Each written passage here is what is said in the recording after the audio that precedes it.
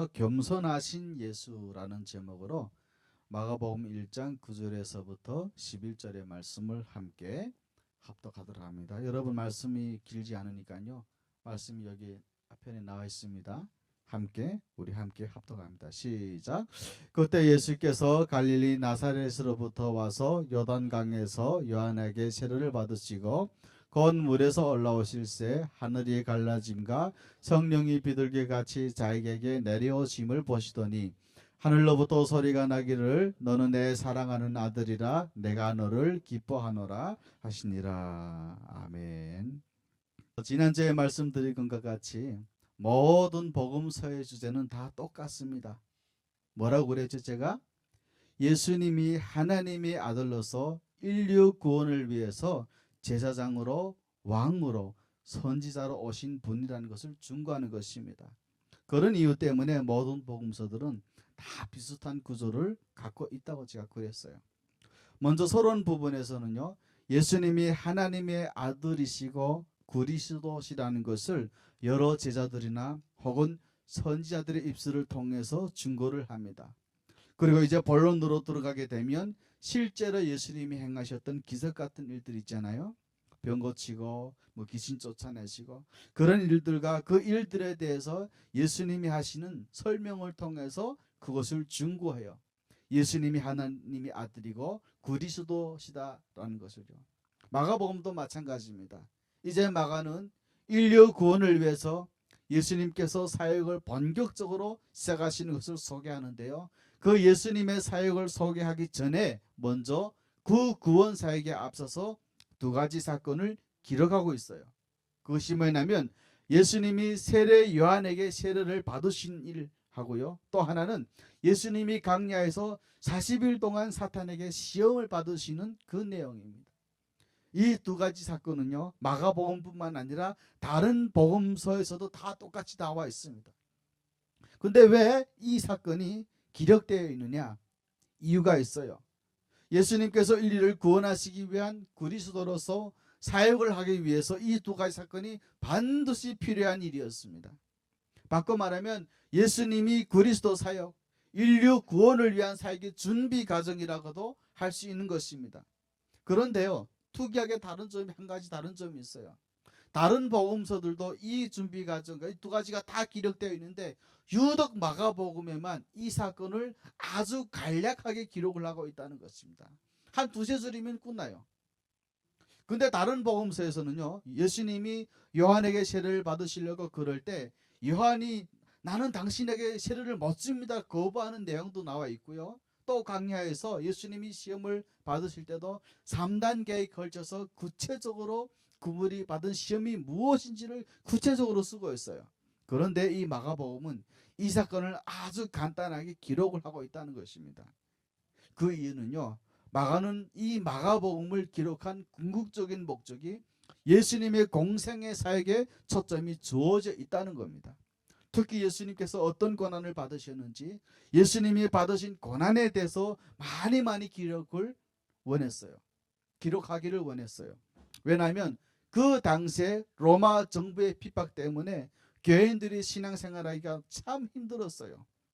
어느 날 우리들처럼 한국에도 열심히 살아가지만 물질이 풍요로워져서 영적으로 점점 타락해져가는 이 세상 속에서 오늘 우리들이 신앙생활을 하기가 믿음 생활을 지켜나기가 참 힘든 것처럼 그 당시에 교인들이 그랬단 말이에요.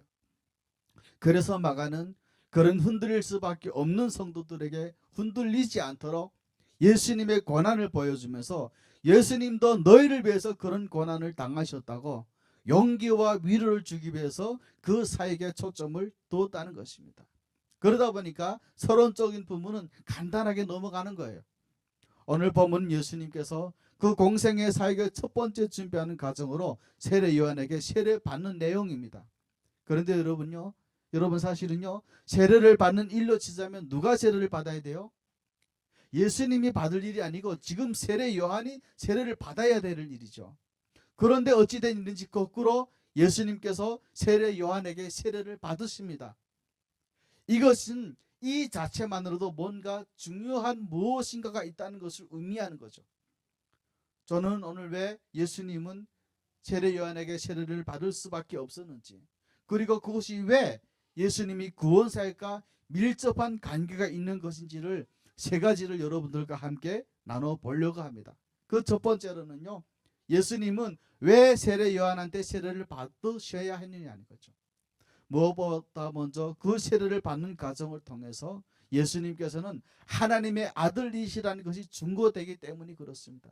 오늘 구절 말씀 우리 함께 합독합니다. 시작. 그때 예수께서 갈릴리 나사렛으로부터 와서 요단강에서 요한에게 세례를 받으시고. 여러분, 여기서 그 때라는 게 어떤 때일까요? 이 때는요, 일단 1차적으로 보면 세례 요한이 요단강에서 열심히 세례를 베풀고 있을 때라는 의미예요. 그런데 그때라는 말보다 근본적으로 더 중요한 한 가지 의미가 있습니다. 그것이 뭐냐면 예수님께서 이제 비로소 인류 구원을 위한 공생의 사역을 시작하신 때라는 의미가 있다는 것입니다. 이게 무슨 말이냐면요, 사실 예수님께서 자신이 인류를 구원하기 위한 이 구원 사역을 시작하기 전까지는 자기가 하나님의 아들이라는 사실을 자신 안에는 신적인 요소, 신적인 있었다는 사실을 전혀 드러내지 않았습니다. 일부러 공공연하게 드러내지 않고 숨기고 계셨어요. 오늘 본문에서 보듯이 갈릴리 나사렛이라고 하는 동네에서 조용히 하나님의 때를 기다리면서 살고 계셨다는 겁니다. 그러면 여러분, 갈릴리라는 것이 어디냐면 당시의 갈릴리는요, 팔레스타인 지역에서 4개 행정구역 가운데 하나였는데 가나안 땅 가장 북부에 위치해 있어서 그야말로 진짜 촌동네, 변방 중에 변방이었다고 해요. 우리 북한, 우리 말을 표현하면 함경북도에 남경북도인데 저기 온성 아우지처럼 국경 지역을 살고 있었다는 거죠. 더군다나요, 예수님께서 태어났던 자랐던 나사렛이라는 동네는요, 구약 성경에는 그 이름조차도 거론되지 않는 아주 시골 동네였어요. 제일 골짜기, 제일 구석진 곳이었죠. 그러니까 예수님은 일부러 당신을 드러내지 않기 위해서 갈릴리 저 변방 끝에, 그리고 저 나사렛이라는 총동네에서 깊은 곳에서 30세가 되실 때까지, 하나님의 때가 될 때까지 지내셨어요. 그러나 하나님께서는 예수님께서 이제 공생의 사역, 즉 이제 인류 구원의 일을 해야 되는 그런 시점이 되니까 예수님의 신분을 분명히 밝히세요. 그것도 다른 선지자입이나 이 정도가 아니라 하나님이 자신이 직접 분명한 음성으로 예수가 하나님의 아들이심을 밝히십니다. 그리고 그 일을 위해서 예수님은 세례 요한에게 지금 세례를 받으시는 거예요. 예수님이 하나님의 아들이신 것이 밝혀진 것은요, 예수님께서 요한에게 세례를 받으실 때 나타났던 초자연적인 현상과 또 그 현상에서 들려줬던 하나님의 음성을 통해서였죠. 우리 한번 10절의 말씀 함께 합독합니다. 시작. 곧 물에서 올라오실새 하늘이 갈라짐과 성령이 비둘기같이 자기에게 내려오심을 보시더니. 예수님이 지금 세례를 받고 지금 물에서 올라오는데 그 순간 어떤 현상이 생겨나느냐면 하늘이 쫙 열리는 거예요. 그리고 성령께서 비둘기같이 임하는 모습이 그 자리에 있는 많은 사람들 눈에 보이게끔 하셨다는 거예요. 이 상태가 도대체 어떤 상태였는지 사실 우리는 정확히 알 수는 없어요. 그러나 그 당시에 초대 학교의 당시의 교부였던 저스틴이라고 하는 사람은 그 당시의 모습을 하늘에서 큰 열림 가운데 큰 빛이 임하는 것이었다라고 이렇게 쓰고 있습니다. 그런데요, 이런 상황이 지금 있는 것은 사실상 이것 자체가 지금 예수님께서 하나님의 아들로서 이 땅을 구원하러 오신 메시아라는 증거인 거예요. 왜냐하면 이미 예수님이 오시기 전 650년 전에 이사야라고 하는 선지자는 이사야 61장 1절에서 예수님께서 오시게 되면 하늘이 열리고 그리고 성령이 임할 것이다 라고 미리 말씀을 해주셨다는 거죠. 우리 함께 말씀을 합독합니다. 시작. 주 여호와의 영이 내게 내리셨으니 이는 여호와께서 내게 기름을 부으사 가난한 자에게 아름다운 소식을 전하게 하려 하심이라. 나를 보내사 마음이 상한 자를 고치며 포로된 자에게 자유를, 갇힌 자에게 노임을 선포하며. 지금 예수님이 세례를 받으실 때요, 하늘이 쫙 열리면서 성령이 쫙 임할 때 이사야서의 말씀을 알고 있었던 이스라엘 백성들은 아, 저분이 이사야에서 예언되었던 그 메시아구나, 인류를 구원하기 위한 구원자로 오신 것이구나 라는 것을 확실히 알 수 있었던 거예요. 그걸 증거하기 위해서 그 순간 성령이 임하셨던 것입니다. 그리고 더 중요한 것은요, 그 성령이 임하는 순간 하늘이 열리면서 하늘에서 하나님의 음성이 들려요. 우리들이 무슨 성경을 읽다가요, 마음에 큰 감동으로 큰 음성을 들었다, 그런 음성이 아니라 실질적으로 물리적으로 하나님의 음성이 들리는 것입니다. 11절의 말씀 함께 합독합니다. 시작. 하늘로부터 소리가 나기를 너는 내 사랑하는 아들이라 내가 너를 기뻐하노라 하시니라. 아멘. 그런데 내 사랑하는 아들이라는 이 말씀은요, 헬라어 영법상 아주 특별한 영법이에요. 그게 현재 직설법이라고 하는 영법인데요, 이것은 예수님께서 한 번만 하나님의 아들이 아니라 그 신분의 변함이 없이 과거에도 현재에도 미래에도 영원토록 동일하게 하나님의 아들이시라는 그런 의미를 갖는 영법이라는 겁니다. 여러분, 그렇다면 예수님은 왜 하나님의 아들이셔야 했을까요? 그 분명한 이유가 있습니다. 예수님이 하느님의 아들이 되셔야 되는 이유는 예수님께서 하시는 구원사역을 이루시려면 그분 자신이 무죄하셔야 돼요. 죄가 없어야 돼요. 예를 들어보면 예수님 만약에 죄가 있는 분으로서 십자가의 죽음을 당한다면 그거는 자기 죄에 대한 대가를 치르는 거예요. 그런데 예수님이 죄가 없으셔야 모든 인류의 죄를 대신 치르는 것이 되는 것입니다. 그런데 예수님께서 죄가 없으시기 위해서는 사람이어서는 안 되는 거예요. 그래서 예수님은 하나님의 아들, 신성을 가지신 하나님의 아들이셔야 했던 것입니다. 그분은 우리들처럼 다시 거듭내야 될 필요가 없어요. 우리들처럼 하나님의 은혜로 예수님 믿어서 하나님의 자녀는 되었지만 이제 실질적으로 날마다 거룩한 삶을 살아가기 위해서, 날마다 예수님 닮기 위해서 노력해야 되는 그런 성화의 과정이 필요 없는 분이셨습니다. 왜냐하면 그분은 처음부터 완전하신 하나님의 아들이셨기 때문입니다. 그런데 여기서 우리가 주의해야 될 게 하나 있어요. 그러면 만약에 예수님이 하나님의 아들이시고 신성을 가지신 분이라면 예수님은 사람이 아니시느냐? 아니요, 맞습니다. 여러분, 예수님은 하나님의 아들로서요 신성을 가지신 분이셨지만 또한 그분은 사람의 모습을 입고 오신 분명한 인성을 가지신 분이셨어요. 그래서 예수님은 신성과 이성으로 이루어진 아주 독특한 신인 인격이라고 이렇게 얘기를 하는데요, 이거는 너무 어려운 말이니까 그냥 여러분 참고로 듣기만 하세요. 신인 인격의 존재가 된 것입니다. 바꿔 말하면 인간이 신으로 올라가서 인신이 된 게 아니고 하나님께서 사람이 되신 신인 인격인 것입니다. 한 인격 안에 두 본성이 공존하시는 것이죠. 근데 사실 이런 부분은요 우리 이성으로는 도저히 이해하기가 쉽지 않습니다. 왠 줄 아세요? 우리는 시간과 제약을 받고 사는 존재, 그거를 이제 제 3차원적 존재라고 그러잖아요. 우리들이 동시에 다른 곳에 존재할 수 있어요? 우리들이? 없죠. 제가 제발 그렇게 3차원적으로 그 차원을 넘어서 공간을 초월한 사람이었으면 참 좋겠다라고 생각을 해봤던 적도 있답니다. 그런데 우리는 여러분 절대로 그럴 수가 없어요. 우리는 공간의 제약을 받습니다. 이런 공간의 제약을 받고 있는 우리 인간의 이성을 갖고는요 예수님 안에 한 인격 안에 신성과 인성이 공존한다, 이거는요 죽었다 깨어나도 우리들의 이성으로는 절대로 이해할 수 없는 거죠. 그게 이해가 안 가는 거죠. 당연한 거예요. 그러면 예수님은 실제로 신성과 인성이 공존하신 분이냐? 또 그건 아니죠. 저는 이거를요 여러분 하루살이와 메뚜기 얘기를 통해서 여러분들에게 좀 설명을 드리고 싶어요. 잘 들으세요. 어느 여름날에 여러분 하루살이 알죠? 하루살이, 하루 있다 죽는 거. 하루살이가요, 하루살이가 메뚜기하고 재미있게 놀았어요. 저녁 무렵 때리가 헤어질 때 되니까 메뚜기가 하루살이한테 인사를 합니다. 하루살이야, 우리 내일 또 만나서 놀자. 그랬더니 하루살이는 그 메뚜기의 말을 이해할 수가 없는 거예요. 왜죠? 하루살이 지한테는 내일이 없어요. 저는 오늘이 끝인 거거든요. 그런데 여러분, 하루살이 지한테 내일이 없다고 그래서 그렇게 메뚜기 말이 틀린 말이라고 우리가 단정을 지을 수 있습니까? 그 메뚜기 말이 틀린 말입니까? 아니에요. 메뚜기한테는 내일이 있어요. 그렇기 때문에 메뚜기의 그 말은 절대로 틀린 말이 아닙니다. 마찬가지예요.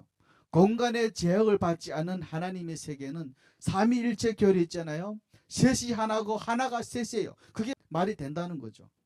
세 분 하나님이 세 분이시고 한 분 하나님은 셋이면 셋 하나면 하나지 어떻게 셋이 하나가 됐고 하나가 셋이 돼요. 그게 무슨 말도 안 되는 소리 말라고. 어떻게 예수님이 신성이면 신성, 인성이면 인성이지 신성과 인성이 어떻게 공존할 수 있냐. 우리 이성으로는 도저히 이해할 수 없어요. 그러나 그거는 우리의 한계적인 이성으로 이해가 안 되는 것이지 무한적인 차원의 존재이신 공간의 제약을 받지 않은 하나님의 존재에서는 얼마든지 셋이 하나 되고 하나가 셋이 될 수 있는 겁니다. 그렇기 때문에 이 예수님의 신성과 인성의 교리는 우리 이성으로 이해하는 것이 아니라 성령의 역사하심으로 믿음으로 말미암아 받아들여지는 것입니다. 오늘 우리들도 머리로 여러분 이해하려고 하지 마시고요.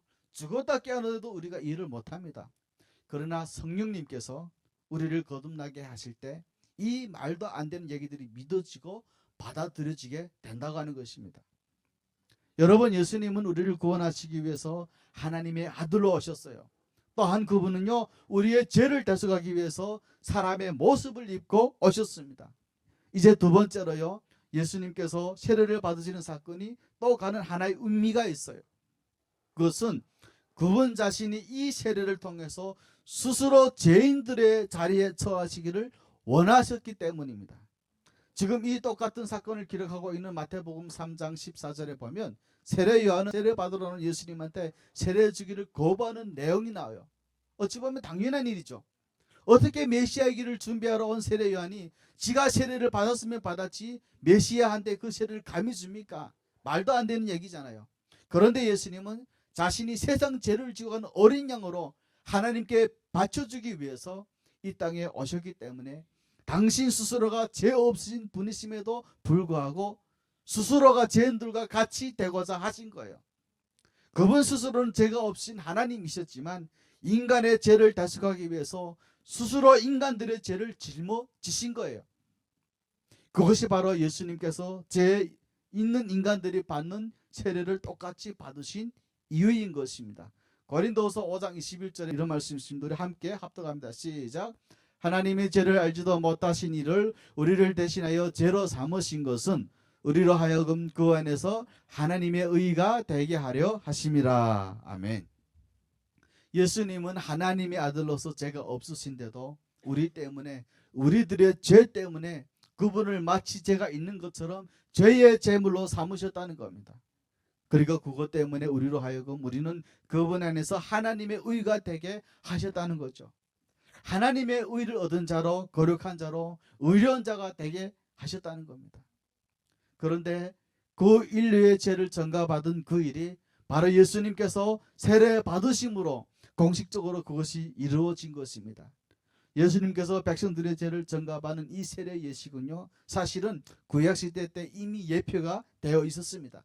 여러분 중에도 성경을 많이 읽으시고 성경을 많이 아시는 분들은 지금 예수님께서 요한한테 세례 받으신 것이 백성들의 죄를 대신 당신이 짊어지는 죄를 전가받는 행위다라고 한다면 이 사건하고 비슷한 사건들이 구약에 많이 나오죠.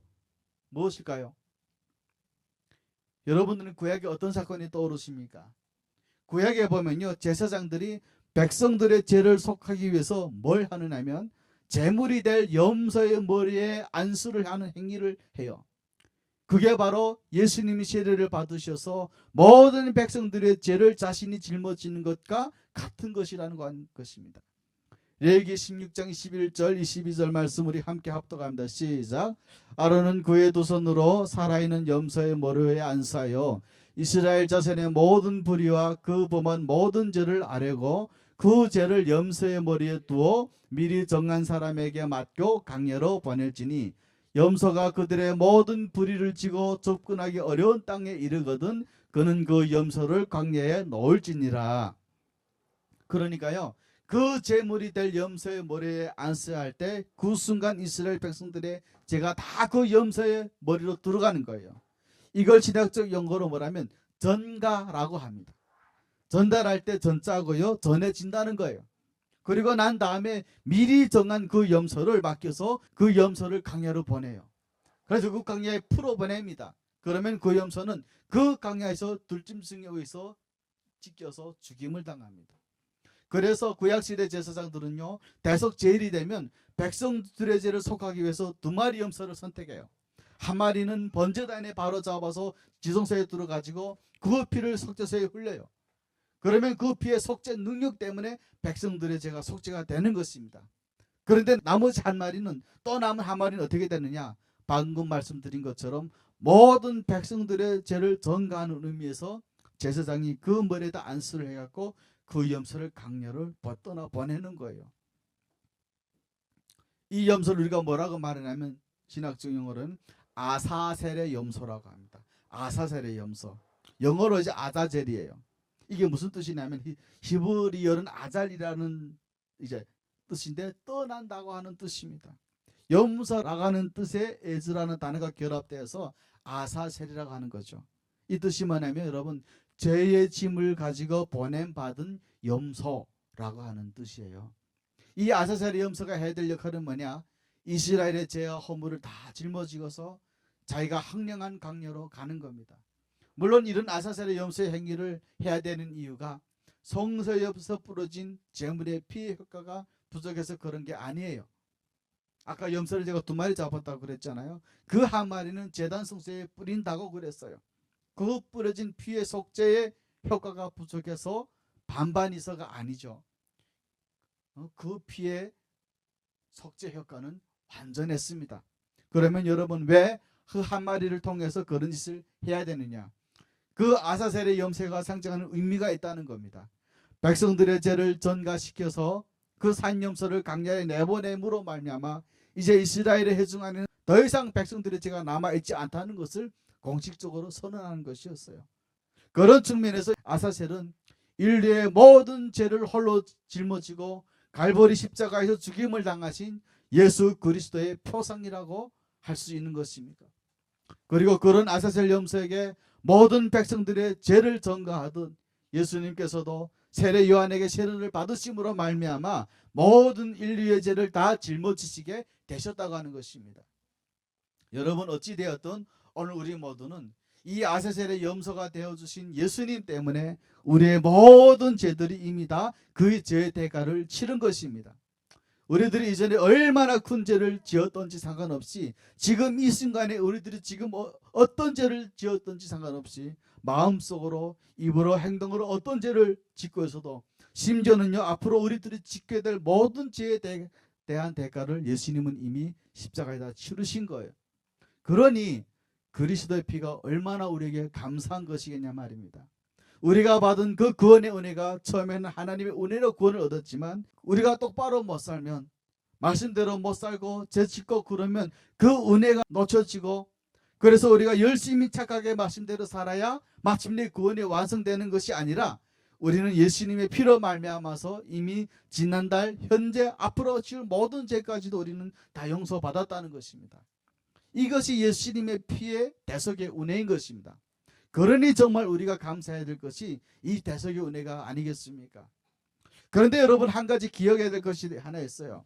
그러면 우리가 마음대로 이제부터는 죄를 지어도 되겠네? 이런 생각을 해서는 절대로 안 된다는 것입니다. 이미 다 죄가 속해졌으니까 무슨 죄를 지어도 되겠네 하고 죄에 대해 무감각해서는 안 됩니다. 여러분, 물론 우리가 구원의 은혜를 입었을지라도 다시 죄를 지으면, 똑바로 못 살면 그것 때문에 우리가 천국에 가게 될, 우리가 다시 지옥으로 떨어지는 건 절대로 아니에요. 하나님의 자녀된 지위가 취소되는 것도 아닙니다. 그렇지만 우리가 그런 은혜를 입고서도 또 오늘도 하나님 앞에 거룩한 삶을 살기 위해서 노력하지 않으면, 그래서 맨날 세상 사람들하고 똑같은 삶을 살아가고 욕심을 갖고 그렇게 세상에 휘말려서 살아가면 오늘 우리 안에 계시는 성령님께서는 말할 수 없는 탄식을 한다는 겁니다. 로마서 8장 26절 말씀 우리 함께 합독합니다. 시작. 이와 같이 성령도 우리의 연약함을 도우시나니 우리는 마땅히 기도할 바를 알지 못하나 오직 성령이 말할 수 없는 탄식으로 우리를 위하여 친히 간구하시느니라. 아멘. 우리가 연약한 모습 가운데 여전히 죄 가운데 있으면 성령이 말할 수 없는 탄식 가운데 우리들을 위해서 기도하신다는 거예요. 그러니 우리가 구원의 은혜를 얻고 어찌 다시 죄 가운데 들어갈 수가 있겠습니까? 구원의 은혜를 그 예수님의 거룩한 피를 헛되게 해서는 안 되는 것입니다. 여러분, 그렇기 때문에 오늘 우리는 무엇보다도 예수님의 보혈의 은혜로 내 죄가 다 용서받은 것에 대해 너무나도 감사하고 은혜 가운데 살아가셔야 되지만, 또한 죄를 짓지 않도록 어둠 가운데 빠지지 않도록 부단히 노력하셔야 되고, 그런 우리들을 도우러 우리 마음에 와 계신 성령의 도우심을 간절히 구하면서 살아가야 되는 것입니다. 그렇지 않으면 여러분, 분명히 말씀드릴 수 있는 것은 성령님한테 된통 당하십니다. 마지막 세 번째로는요, 예수님이 세례 요한에게 세례를 받은 것은 그분이 오늘 우리에게 겸손의 모범을 보이시기 위함이기도 했다는 것입니다. 예수님은 그분 자신이 창조주 하나님의 권위를 가지신 분이세요. 그런데 그런 분이 사람의 모습을 입고 이 땅에 오신 것 자체가 겸손의 국치였습니다. 빌립보서 2장 6절 7절 말씀 우리 함께 합독합니다. 시작. 그는 근본 하나님의 본체시나 하나님과 동등됨을 취할 것으로 여기지 아니하시고 오히려 자기를 비워 정의 형체를 가지사 사람들과 같이 되셨다라고 말씀하고 있습니다. 그리고 오늘 본문 9절에서도 보시면 그분은 창조주 하나님이신 분이 어떻게 피조물인 인간 세례 요한에게 세례를 받으십니까? 그 이유는 앞서 밝힌 것처럼 그렇게 해야 인간들의 모든 죄를 전가받는 것이기 때문에 그래요. 그래야 인생들의 죄를 대신 짊어지시는 하나님의 어린 양이 될 수 있기 때문이었습니다. 그러나 예수님의 이런 모습 자체가 오늘 그리스도의 은혜를 입은 우리들이 그리스도를 본받아 살려면 어떤 삶을 살아야 되는 것을 보여주는 것입니다. 사랑하는 성도 여러분, 아들은요 아버지를 닮게 되어 있습니다. 어찌 보면 당연한 것입니다. 마찬가지로 오늘 우리가 하나님의 은혜로 하나님의 아들들로 태어났지만 하나님의 아들들이 된 우리들은 이제 계속해서 아버지를 닮아가야 되는 겁니다. 근데 문제는 닮아가야 될 아버지가 안 보여. 왜요? 하나님은 영이시니까요. 그래서 하나님께서 우리에게 그 아버지를 보여주셨습니다. 누구를 통해서요? 그 이름 예수 그리스도잖아요. 예수님을 통해서 보여주시면서 그분의 모습을 통해서 너희가 저 예수님을 보고 너희도 점점 나를 닮아라고. 그런데 여러분, 그 예수님의 모습을 한마디로 말하면 뭐라고 말할 수 있을까요? 예수님이 그 자체를 놓고 말하면 겸손과 온유밖에 없다는 것입니다. 그렇기 때문에 오늘 구원의 은혜가 정말로 감사하다면 오늘 우리들이 해야 될 일이 뭐냐면 기도 많이 해서 비즈니스 잘 되게 해달라고 그런 기도를 하는 것보다는 내 자식 좋은 대학 좋은 데 가게 해달라고 하는 그런 것이 진짜가 우리 해야 될 일이 아니고요. 오늘도 우리들은 성령의 도우심을 간절히 구해서 주님, 성령님, 내가 예수님 닮기를 원합니다. 나를 더 겸손하게 하시고 나를 좀 더 온유하게 해주세요. 그렇게 구하셔야 되는 것입니다. 예수님을 닮으면요 정말로 겸손해지고 점점 더 온유해지게 되어 있습니다. 우리의 삶의 목표가 바로 그것이에요. 그렇게 하고 있으면 우리들의 삶의 비즈니스가 잘 돼야 되면 하나님이 알아서 다 잘 되게 해주시고요. 우리들이 높은 자리에 가야 되는 위치에 있다면 우리가 이들이 점점 예수님 닮아서 내가 어떻게 하면 좀 더 겸손해질까, 내가 어떻게 하면 좀 더 온유해질까 하고 있어 보세요. 그러면 하나님께서 알아서 우리를 높여 주십니다. 그래서 하나님께서는 오늘도 우리들에게 그런 겸손을 주시기 위해서 하신 일이 있습니다. 바로 우리들의 삶에 고통을 주시는 겁니다. 시편 107편 12절 말씀 우리 함께 합독합니다. 시작. 그러므로 그가 고통을 주어 그들의 마음을 겸손하게 하셨으니 그들이 엎드려져도 돕는 자가 없었도다. 하나님은 우리들을 겸손하게 하시고 싶어서 무슨 일을 하시느냐면 우리들의 각 삶의 고통을 좀 주세요. 너무 힘들어 죽겠는데 그래서 내가 아주 엎드려져 있는데도 옆에서 돕는 자가 하나도 없는 거예요. 아니 저 인간들이 왜 나를 안 도와주는 거야?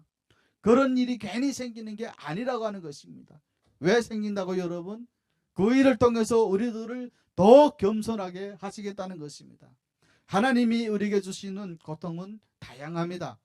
직접적으로 우리 육신에게 질병을 주기도 하고요, 우리들의 삶에 경제적인 어려움을 주시기도 합니다. 때로는 관계에 있어서 아픔을 겪기도 해요.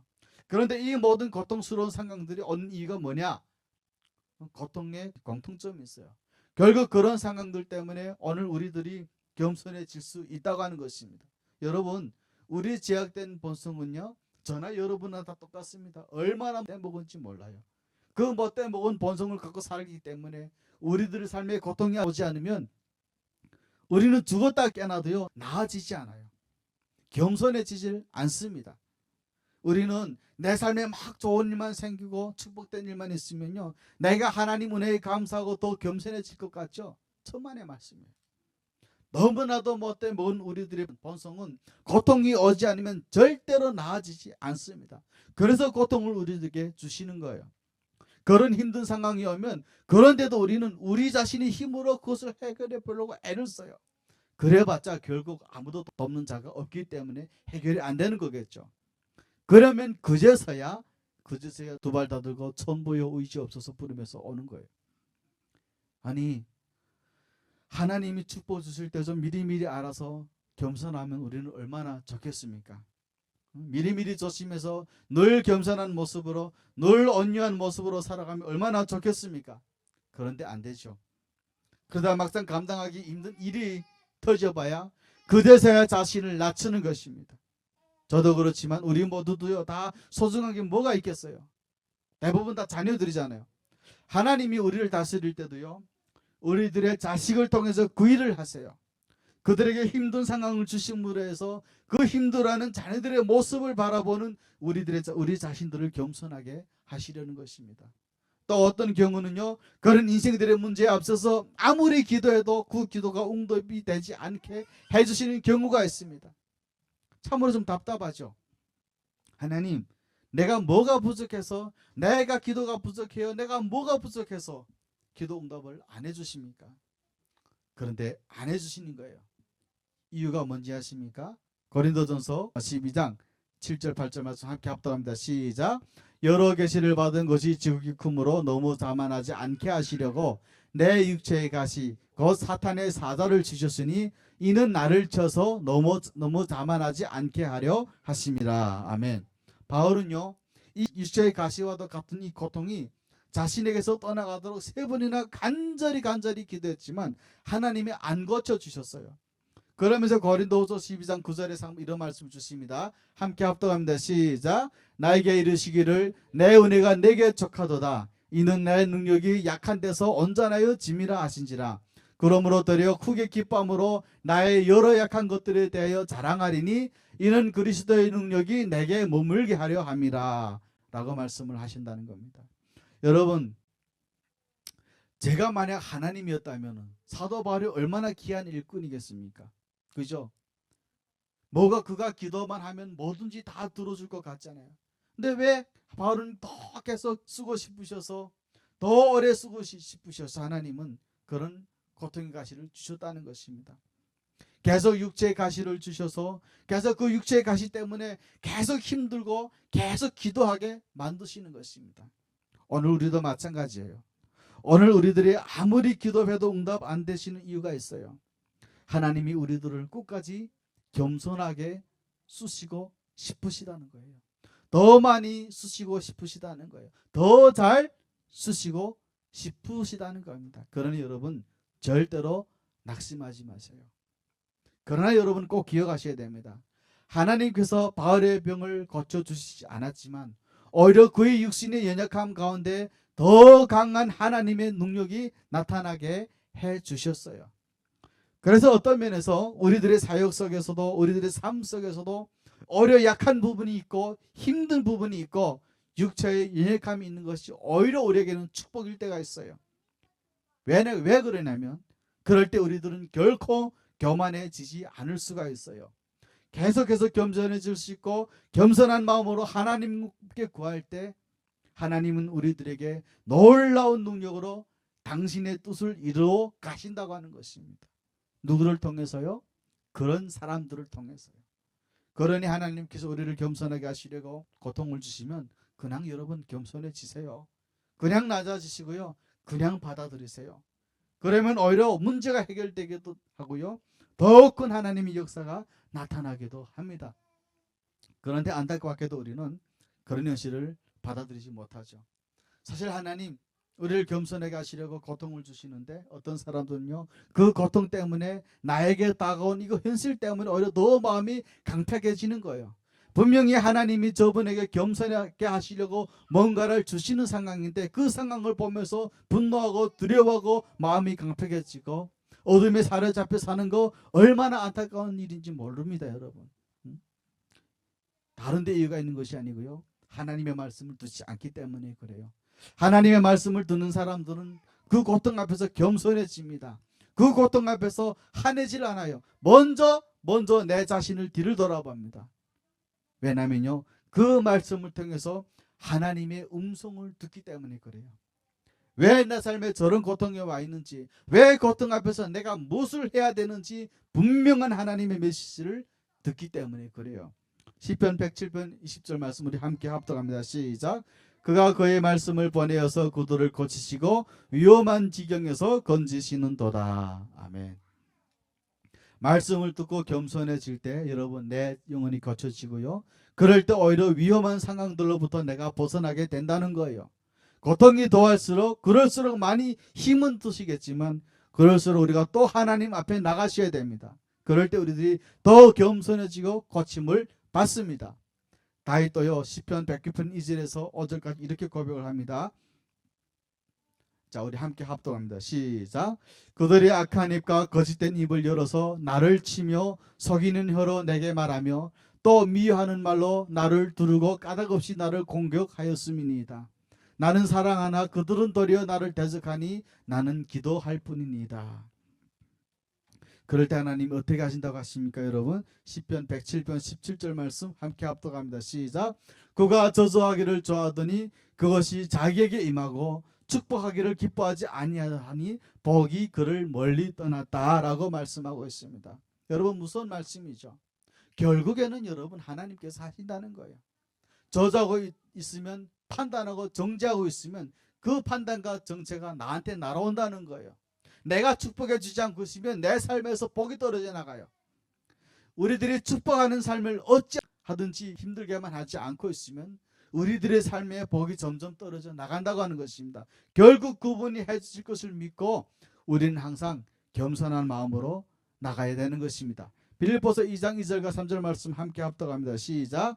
마음을 같이하여 같은 사랑을 가지고 뜻을 합하며 한 마음을 품어 아무 일에든지 다툼이나 허용을 하지 말고 오직 겸손한 마음으로 각각 자기보다 남을 낮게 여겨라고 말씀을 하고 있는 것입니다. 오늘도 주님께서 오늘 우리들에게 정말 원하시는 것은 우리들 모두가 마음을 같이하고 뜻을 합해서 하나가 되는 것입니다. 그러려면 어떻게 해야 될까요? 먼저 자기보다요 남을 좀 낮게 여기는 그런 겸손한 마음이 우리에게 필요하다고 하는 것입니다. 항상 남의 이야기를 또 존중해주고 귀 기울여주면 그것이 겸손이고 오히려 그런 겸손함을 갖고 살아가면 우리들의 가정은 천국이 되는 것입니다. 우리들의 교회는 하나님이 지으신 하나님의 교회가 되는 것입니다.